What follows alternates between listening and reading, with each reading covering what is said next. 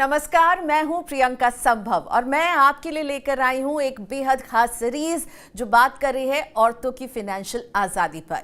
HDFC mutual fund की ये है खास मुहिम बरनी से आज़ादी in association with TV9 network. और हम इस बातचीत वाली सीरीज में मिल रहे हैं कुछ खास महिलाओं से, उनसे कर रहे हैं बात जो अपने जज्बे और हार नहीं मानने की जिद के साथ नए रास्ते अपने लिए बना रही हैं और अपनी जैसी औरतों के लिए भी बना रही हैं। ये कहानी सिर्फ सपनों की नहीं है, ये सफर है हौसले से आत्मनिर्भरता तक का, जिसने हालात से समझौता नहीं किया बल्कि इसका सामना किया। और ऐसे ही प्रेरणादायक सफर रहा है गुजरात की पूरी रबारी का, जो मेरे साथ जुड़ चुकी हैं। पूरी हलारी हैंडीक्राफ्ट नाम से अपना कच्छ के मशहूर एम्ब्रॉयडरी और ग्लास वर्क और डिज़ाइन को पॉपुलर कर रही हैं। और पूरी अकेली नहीं है, पूरी के साथ हैं इनके गांव की 15 बहनें जो मिल करके कच्छ के इस हैंडीक्राफ्ट को देश देश तक पहुंचा रही हैं, पॉपुलर कर रही हैं। लेकिन आप यकीन नहीं मानिएगा कि पूरी की पहले से प्लानिंग नहीं थी कि वो हैंडीक्राफ्ट का काम करेंगी या एम्ब्रॉयडरी का काम करेंगी। प्लानिंग कुछ और थी। क्यों? पूरी प्लानिंग थी आर्मी में जाने की, लेकिन फिर शुरुआत आपने की हलारी हैंडीक्राफ्ट की। तो क्या है स्टोरी, बताइए। वैसे जय श्री कृष्ण मैम। वैसे मैं जामनगर के पास में एक बेड़ गांव है, वहां से हूँ। और स्टोरी ये है कि मैं ग्रेजुएशन कर रही थी, मैंने BCom तक किया है। मैं NCC में जुड़ी हुई थी और मैंने NCC सीट सर्टिफिकेट पास कर लिया है, A ग्रेड है। मैंने NCC के 9 कैंप किए हैं तो तभी से मुझे एक जुनून था कि मुझे सिर्फ और सिर्फ आर्मी करना है और कुछ नहीं करना है। हमारे यहाँ पे गुजरात पुलिस की जो भर्ती होती है उसमें मैंने रनिंग भी पास कर लिया था, लेकिन कोई वो तकलीफों की वजह से मैं जो रिटर्न था वो कभी पास नहीं कर पाई। मैंने 4 या 5 साल तक पूरी तैयारियां की, लेकिन वो कहते हैं ना कि भगवान को जो करना है वो वही करेंगे। तो कभी मैं पास नहीं हो पाई, कभी 2 marks, 3 marks, 4 marks, 5 marks, 10 marks ऐसे रह गई। और फिर मुझे मेरी मम्मी की तबीयत खराब हो गई जब मेरा एक लास्ट कैंप NCC का खत्म हुआ, तब उनको ब्रेन स्ट्रोक आया था। और अभी हाल में मैं मेरे गांव में मेरे पापा और मेरी मम्मी, हम 3 ही रहते हैं। बड़े भैया है, बहनें हैं, सबकी शादियां हो गई है, सब अपना अपना काम कर रहे हैं। तो हम 3 ही हैं घर पे। तो परिस्थितियां कुछ ऐसी थी कि मैं जॉब भी नहीं कर पाई और मेरी जो प्रिपरेशन थी वो भी मैंने 2 साल तक छोड़ दी थी। फिर उसके बाद जब सब कुछ सही हुआ, तब मैं, हमारी शॉप है छोटी सी पापा की, वहीं पे बैठती थी। तो सब कुछ सही हुआ तो मैंने सोचा कि जो हमारा कल्चर है, वैसे हम जो पुराने, हम कच्छ से ही आए हैं जामनगर में, लेकिन हमारे पास वो सारा क्राफ्ट है जामनगर की बहनों के पास, जो यूजुअली जो कच्छ में होता है वही है क्राफ्ट। तो क्यों ना, मैंने सोचा कि हमारा हालार नाम इसलिए मैंने रखा कि क्यों ना हमारा जो हालार का जो काम है वो मैं अपने तरीके से रिप्रेजेंट करूं। और सखी मंडल जिसको बोलते हैं वो तो हमारा था ही पहले से। तो फिर मैंने सखी मंडल में ज्यादा एक्टिव हुई, अनुभव लिए वहां से, और तब ये सब काम स्टार्ट हुआ मेरा। तो आपका जो ये हलार का काम है, जरा बताइए ये कैसा काम होता है, ताकि हम भी समझें कि आप किस तरह का हैंडीक्राफ्ट बनाती हैं।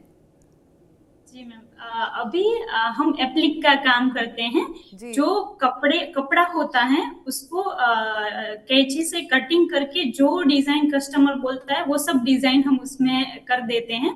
उसके अलावा हमारा जो ट्रेडिशनल रबारी मिरर है, जैसे कि आपको ये दिख रहा होगा, जो ये मिरर है ना, उसका भी हम काम करते हैं। फिर हम काम करते हैं मोतियों का, जो काठियावाड़ में बहुत फेमस है, गुजरात काठियावाड़ में, वो हम काम करते हैं। और उसके अलावा हम पूरा जो एम्ब्रॉयडरी होता है हमारा, इसमें ये मैंने पहना है, इसमें दोनों मिक्स है, ये एम्ब्रॉयडरी है और ये मिरर है। तो इस तरीके से हम सब काम अभी करते हैं। जैसा जैसा कस्टमर बोलते हैं, किसी को पर्स चाहिए, किसी को बेडशीट चाहिए, किसी को फ्रेम्स चाहिए, तो वो सब काम हम अभी करते हैं।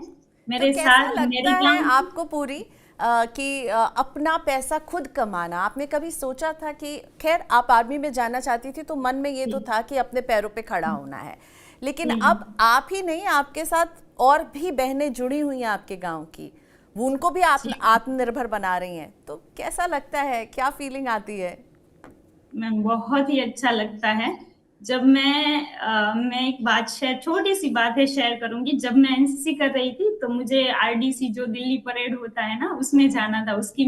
उसके लिए मैंने 5 से 6 कैंप किए। फिर लास्ट गुजरात में मेरा सिलेक्शन नहीं हुआ, जामनगर में से मैं सिलेक्ट हो गई थी।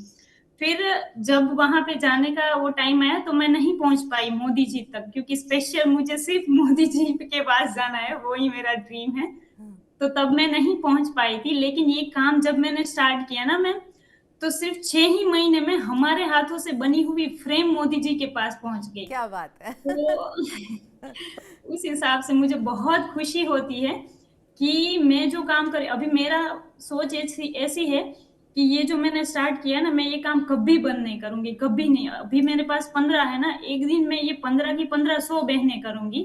पर ये जो काम है वो मैं ऐसे ही रखूंगी। और मैं जब बहनों को भी काम देती हूँ ना, तो उनको भी एक खुशी महसूस होती है कि हम नहीं पहुंच पाते लेकिन हमारा काम पहुंचता है, पूरे इंडिया में पहुंचता है। तो वो मैं उनको सब समझाती हूँ, देखो ये हमारा काम कोलकाता जा रहा है, ये हमारा काम दिल्ली जा रहा है, ये हमारा वहां पे जाएगा। तो उनको भी बड़ा अच्छा लगता है कि बहुत अच्छी, मेरे लिए तो बहुत बड़ी बात है कि मैं एक गांव से, बहुत ही छोटे से गांव से, रिलायंस इंडस्ट्री के पास में है बहुत छोटा सा, उस गांव से लेकर दिल्ली तक गई हूँ।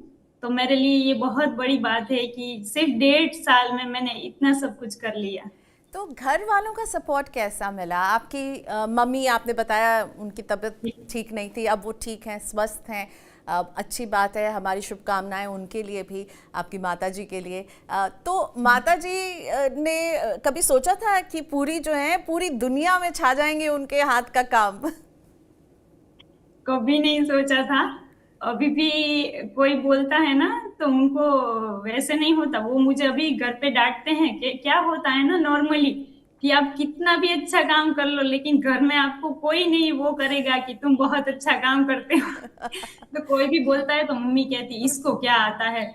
मतलब उनको खुशी होती है अंदर से कि हाँ। मेरी बेटी, मैं जहाँ एग्जीबिशन करने जाती हूँ ना, मैं उनको साथ में लेकर जाती हूँ। अच्छा। मैं हर एक कस्टमर, वो गुजराती भी बहुत थोड़ा थोड़ा सा बोलते हैं क्योंकि वो पढ़े लिखे नहीं है। और मैं सबसे छोटी बेटी हूँ, तो उनकी एज भी 50 के ऊपर है, 55 56। तो उनको बहुत खुशी महसूस होती है कि मेरी बेटी इतना सब कुछ कर रही है।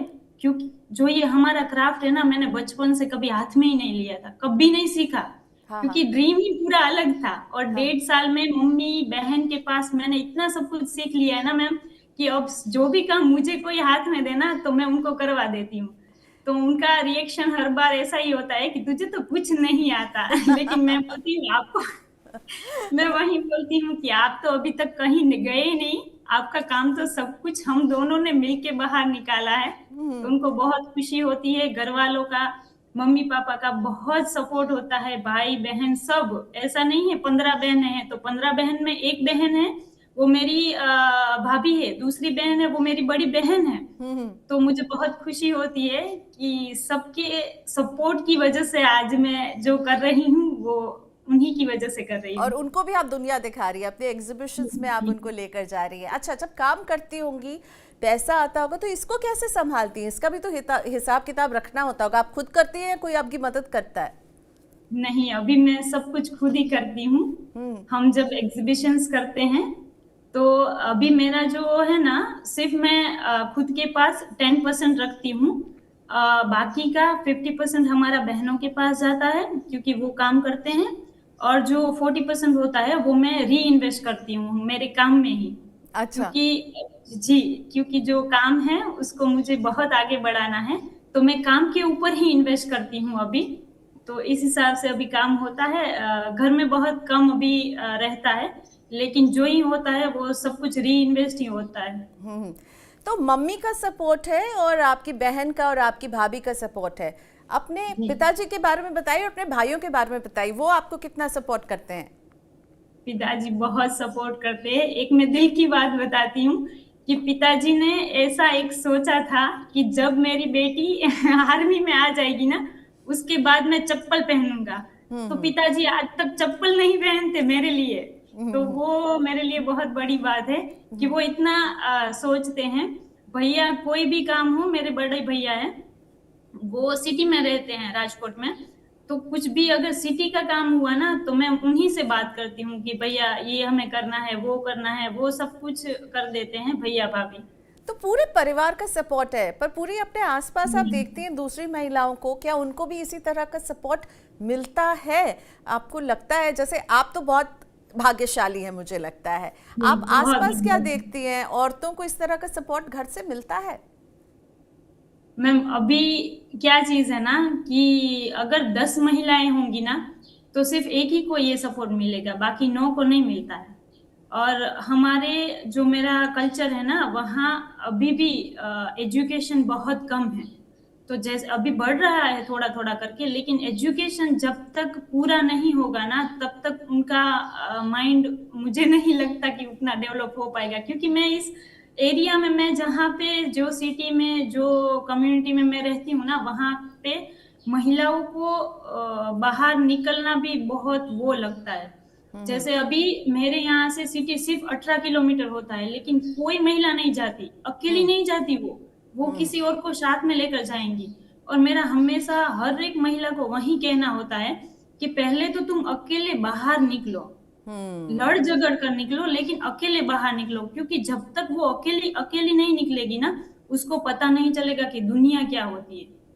वो ऐसा बिल्कुल। बोलते हैं कि ये हो जाएगा, वो हो जाएगा। मैंने बोला अगर तुम सही हो, तुम्हारे अंदर हिम्मत है बोलने की, तुम्हारे अंदर हिम्मत है कहीं जाने की, तो कोई कुछ नहीं कर सकता तुम्हें, कभी नहीं कर सकता। मैं दिल्ली में, मैम सब बोलते हैं दिल्ली बहुत बड़ी सिटी है, वैसा है वैसा है, अकेले नहीं जाते। मैं एग्जीबिशन करने 17 दिन आई थी मेजर ध्यानचंद्र स्टेडियम में।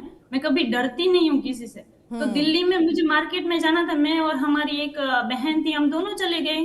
अच्छा। क्यों क्यों नहीं जाना चाहिए, क्यों नहीं वे करना चाहिए, एक्सपीरियंस लेना चाहिए।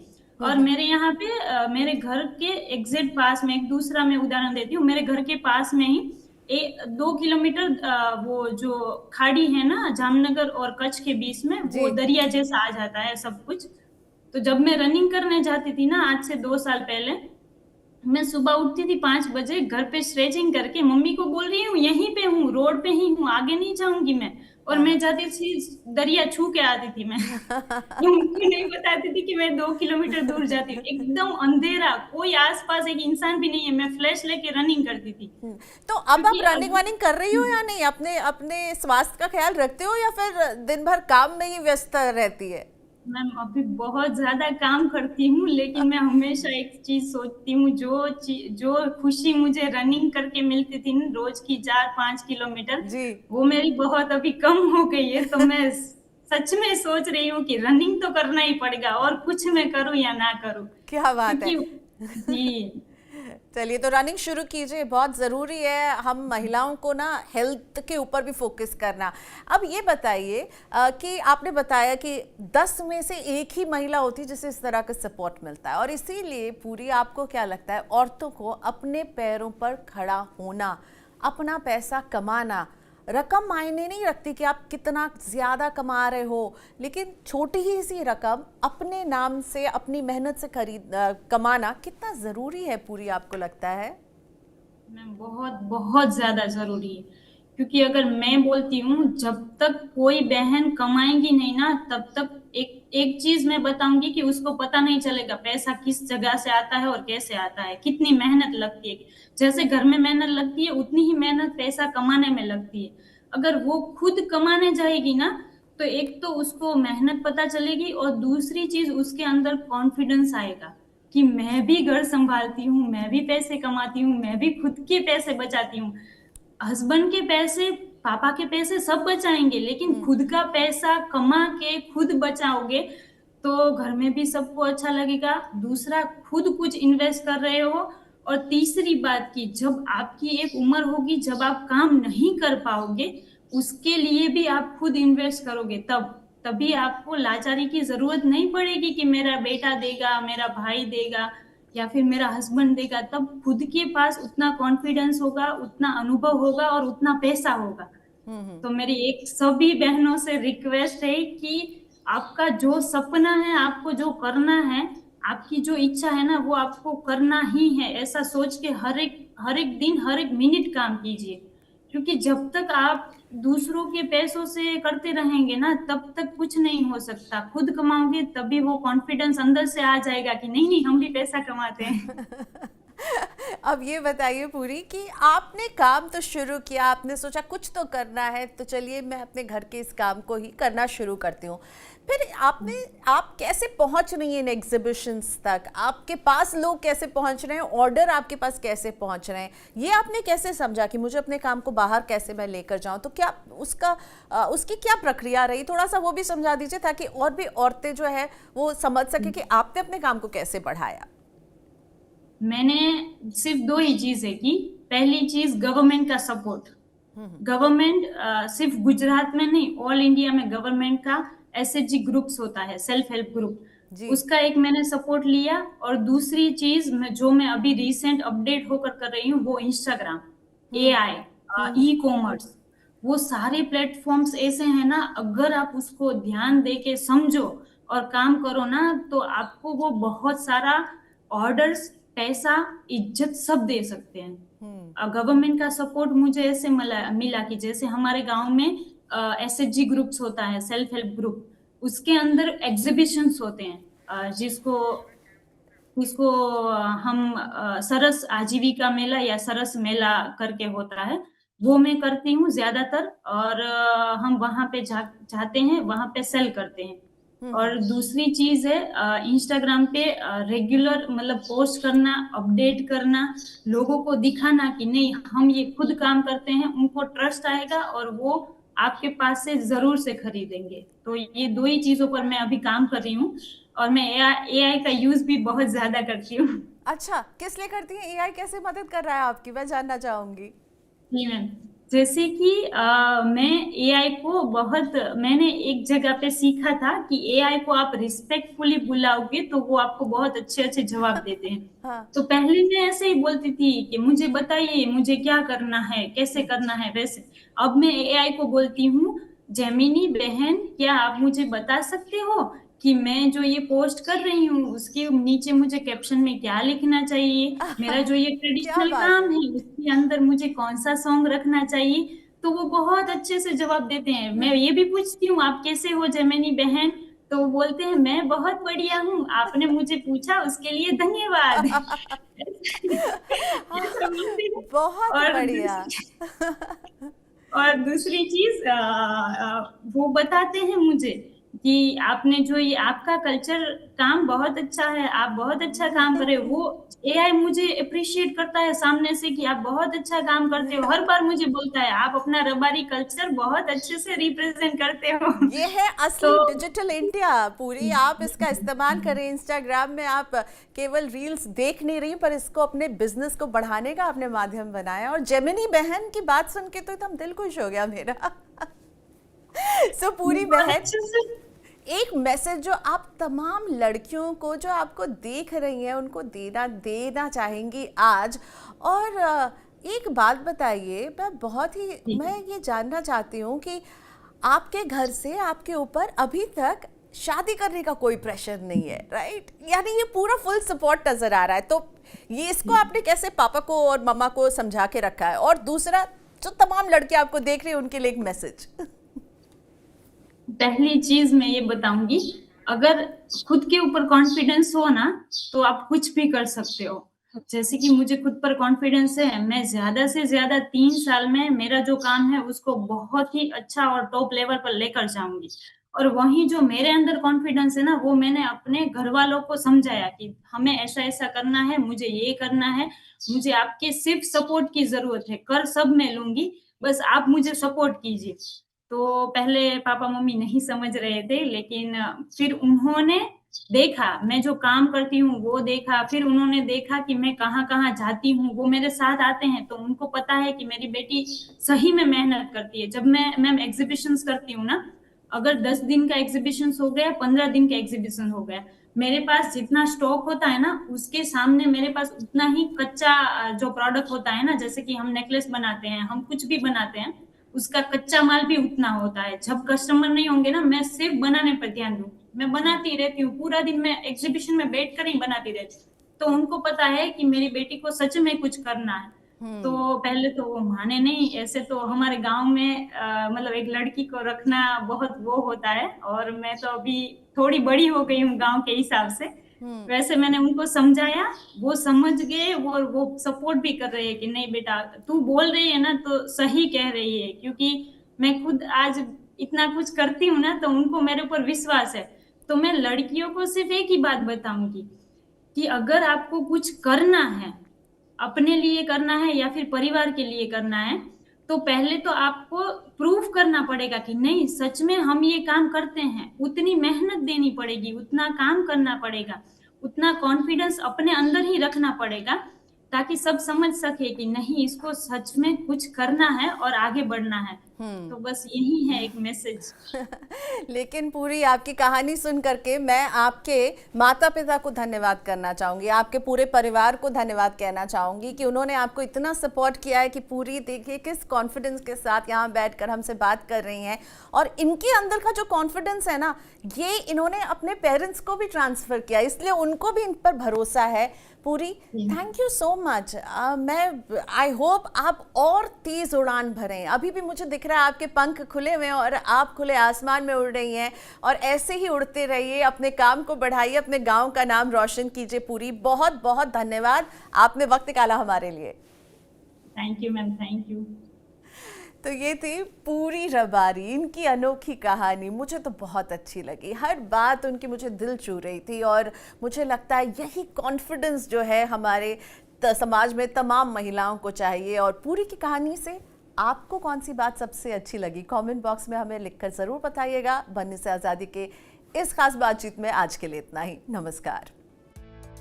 HDFC म्यूचुअल फंड द्वारा निवेशक शिक्षा और जागरूकता अभियान। म्यूचुअल फंड निवेश बाजार के जोखिमों के अधीन है। योजना से जुड़े सभी दस्तावेजों को ध्यान से पढ़ें।